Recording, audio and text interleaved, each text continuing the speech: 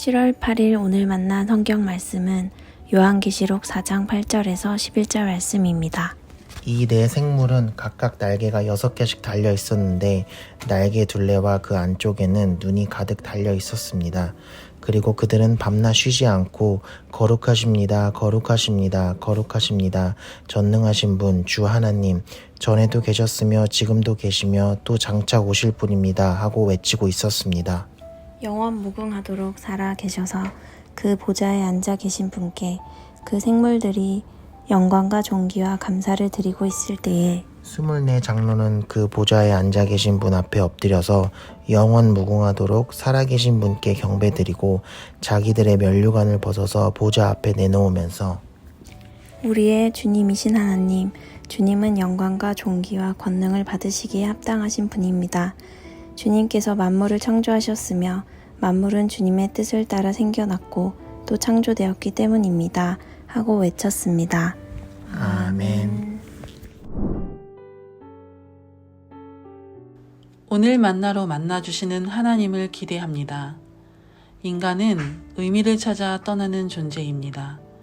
그러나 큰 어려움에 봉착하면 삶의 의미를 찾고자 하는 의지를 상실하기 때문에 문제에 더 함몰됩니다. 자신이 당면한 문제들을 어떻게 해서든지 해결해야지만 삶은 살만하다 생각하기에 문제를 없애보려 애를 씁니다. 그러나 문제의 상황은 그리 쉽게 바뀌지 않습니다. 바뀌지 않는 현실 가운데 우리에게 필요한 것은 환기입니다.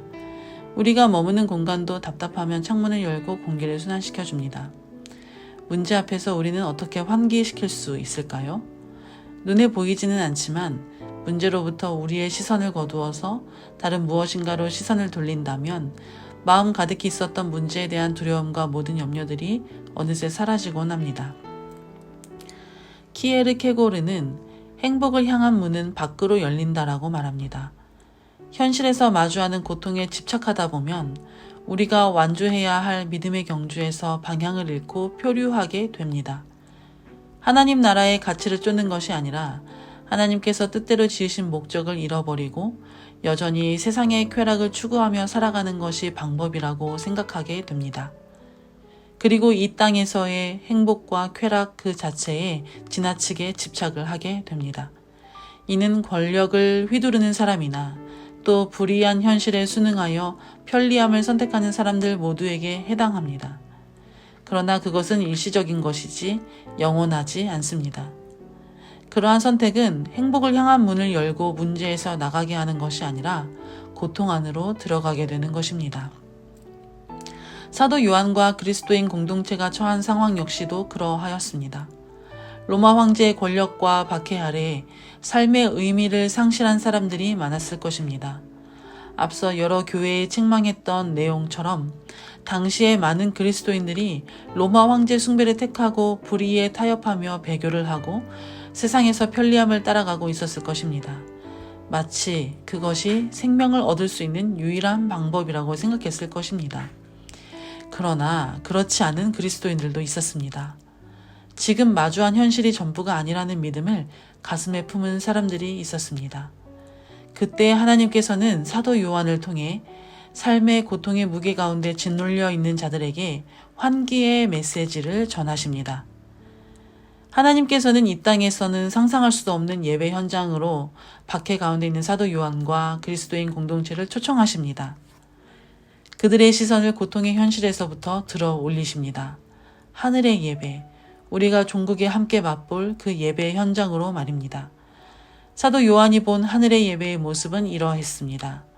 보좌에 앉으신 주 하나님을 중심으로 네 생물들이 경배하며 면류관을 쓴 24 장로들이 자신의 면류관을 머리에서 벗어 주께 드리고 머리 숙여 경배하며 찬양과 감사의 고백을 드리고 있습니다.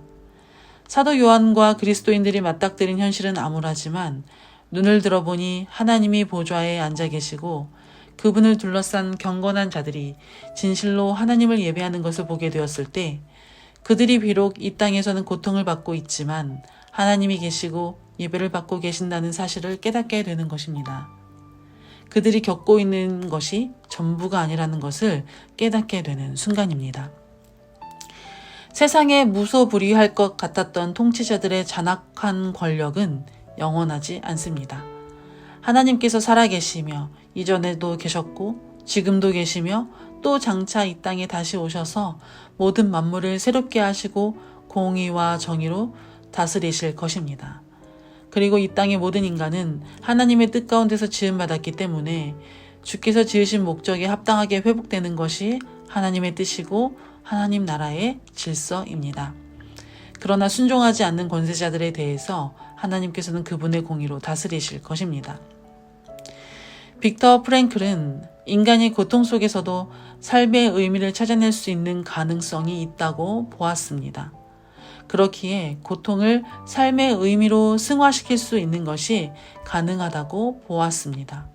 이것이 가능하도록 하나님께서는 우리를 도우십니다. 우리는 오늘 사도 요한을 통해 보여주신 하나님 나라의 예배 가운데서 고통을 관통하는 우리의 삶의 의미를 찾습니다. 하나님의 뜻 가운데 지으심을 받은 존재로 살아가는 것, 세상과 타협하지 않고 마땅히 걸어가야 할 길을 믿음으로 걸어가는 것이 가치 있고 고귀한 이름을 아는 것입니다. 사도 요한을 통해 하나님께서 하늘의 예배를 보여주시며 우리를 환기시키시는 이유는 바로 믿음으로 계속 그 길을 걸어가라고 권면하시기 위함입니다. 이 땅의 고통스러운 현실이 전부가 아니라고 말씀하십니다.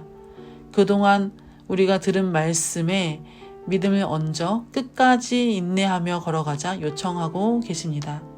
고통에 당면한 우리네 삶을 하나님의 뜻 안에서 믿음으로 삶의 의미를 발견해 나가자고 요청하십니다. 사랑하는 여러분, 여전히 삶의 의미를 찾지 못하고 그저 고통스러운 현실 가운데 출구를 찾지 못하고 계십니까?